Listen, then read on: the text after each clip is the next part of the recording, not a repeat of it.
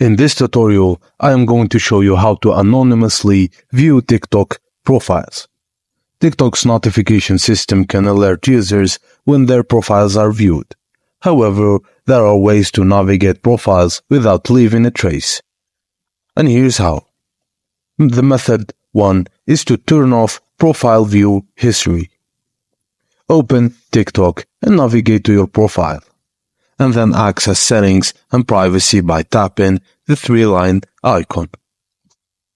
Within Privacy Settings, locate Profile Views. Toggle off the Profile Views History option. And alternatively, click on the footprint icon near your profile and disable it there. The second method is to browse TikTok as a guest. Visit tiktok.com in your web browser or download the TikTok application but without signing in. Use the search function to find the user's profile you wish to view. So enjoy watching videos and exploring profiles without the need to sign in. And that's it, guys. Thank you for watching, and please don't forget to like and subscribe for more.